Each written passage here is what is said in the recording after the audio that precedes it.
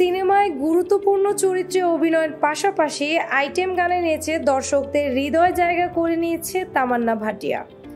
সম্প্রতি ওটিটিতে মুক্তি পেয়েছে তার অভিনীত ছবি ওডালা 2। বক্স অফিসে ছবিটি খুব একটা চলেনি, তবে ওটিটিতে সাড়া ফেলেছে।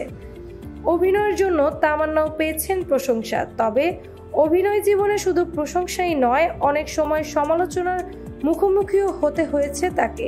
সম্প্রতি এক সাক্ষাৎকারে তামান্না জানিয়েছেন, গঠনমূলক সমালোচনা তাকে শিল্পী হিসেবে আরও সমৃদ্ধ করেছে।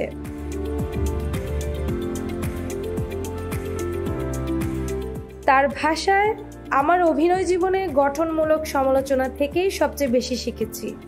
কখনো মনে হয়নি এসব অর্থহীন। কোনটা গঠনমূলক আর কোনটা নিছক ট্রোল তা বোঝার ক্ষমতা তৈরি হয়েছে আমার। আর গঠনমূলক সমালোচনাকে সবসময় স্বাগত জানিয়েছি।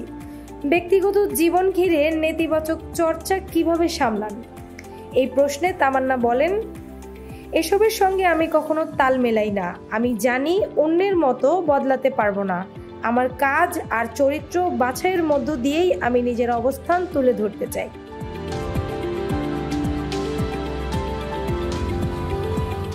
পুরো ভারতে সমাদৃত হওয়া বাহুবলী ছবির অন্যতম প্রধান চরিত্রে ছিলেন তামান্না।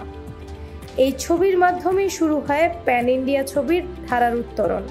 এই প্রসঙ্গে অভিনেত্রী বলেন, আমাদের দেশে গল্পের প্রাচুর্য রয়েছে, কারণ এদেশ বৈচিত্র্য ভরা।